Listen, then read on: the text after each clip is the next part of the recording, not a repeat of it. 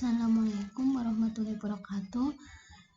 Bertemu lagi dengan saya Uli dan saya akan membahas untuk makroskopis dan mikroskopis dari lignum, caulis, dan flos, dimana ini sebagai materi dari praktikum farmakognosi.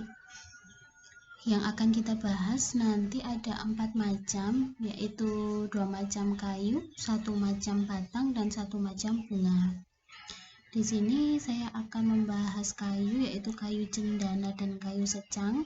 Kemudian batangnya adalah batang brotowali dan bunganya adalah bunga cengkeh.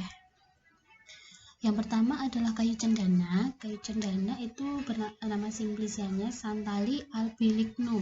Nah, jangan lupa penulisannya juga harus tepat.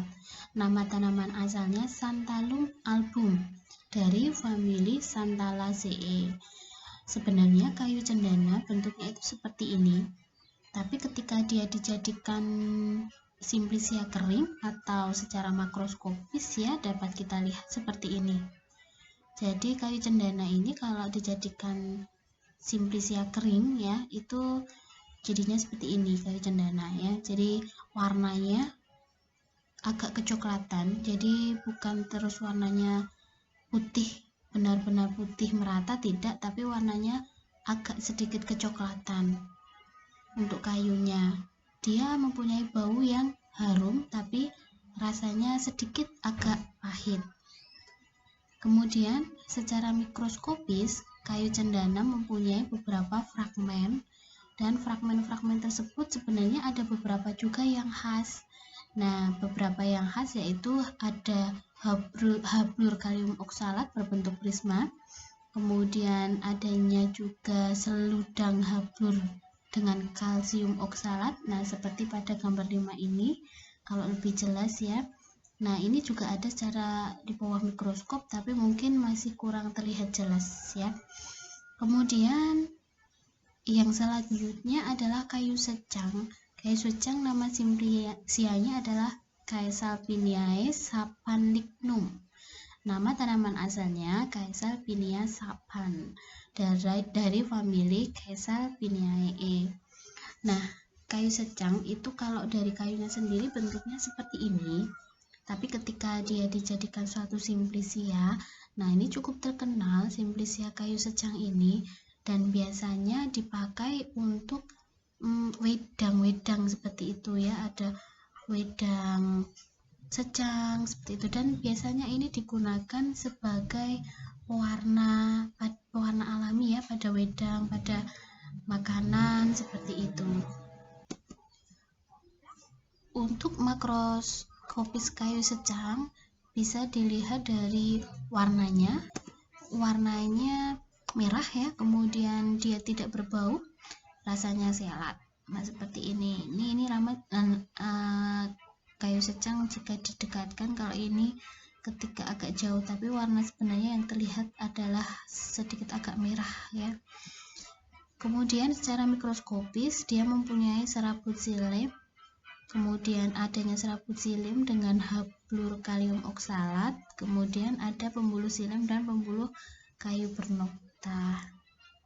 Kalau secara serbuknya tadi dapat dibantu secara organoleptis ya mikroskopisnya, jadi serbuknya itu berwarna kemerahan gitu. Nah, itu kemudian di bawah juga bau secang itu cukup khas juga meskipun tidak terlalu tajam.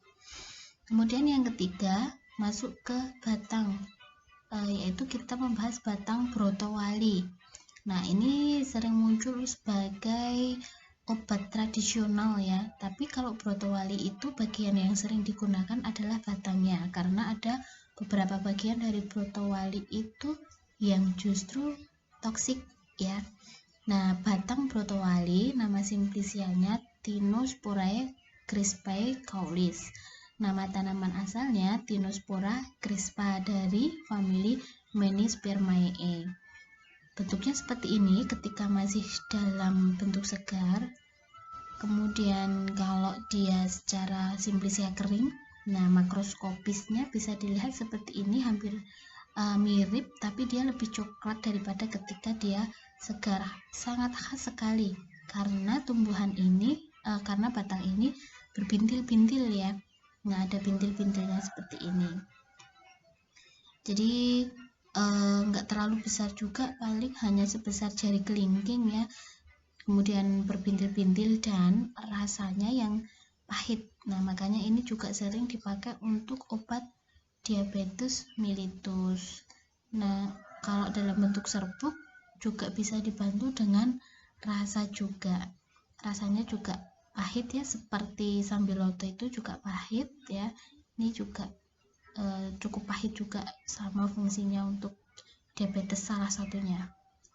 Kemudian secara mikroskopis dia mempunyai fragmen pembuluh kayu dan jaringan gabus.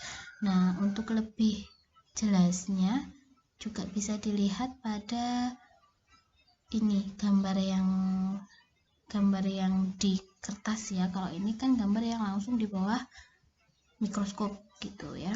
Kemudian yang terakhir adalah bunga cengkeh. Nah, bunga cengkeh ini sering juga dipakai ya sebagai simplisia, entah dalam makanan, dalam minuman, dalam obat tradisional, sebagai penguat rasa, aroma ya, Corrigan saporis gitu ya, odoris gitu. Nah, nama simplisianya Eugeniae caryophyllae Flos. Ya, jangan lupa ini kalau nama simplisia bukan Phylus ya, tapi Phylli. Nama tanaman asalnya Eugenia caryophyllus dari famili Myrtaceae. Nah, kalau untuk tanamannya seperti ini. Kemudian secara makroskopis sangat familiar sekali. Ini bunga cengkeh ini seperti ini ya, dan baunya pun tajam, cukup tajam ya, karena ini juga sering diambil minyak atsirinya. Biasanya tumbuhan yang mengandung banyak minyak atsiri itu bau aromatisnya memang cukup tajam.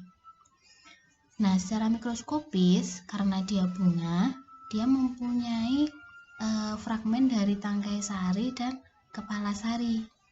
Nah, ini seperti ini kalau gambar di atas kertas ya, dan ini adalah keterangannya. Nah, karena dia bunga, dia mempunyai di sini ada fragmen serbuk sari dan tangkai sari ya di sini. Dan di sini juga lebih lengkap lagi kalau ingin melihat lebih jelasnya gitu ya. Nah, mungkin ini ada beberapa juga yang bisa dilihat per fragmen. Nah, seperti itu yang bisa saya sampaikan. Semoga bermanfaat. Wassalamualaikum warahmatullahi wabarakatuh.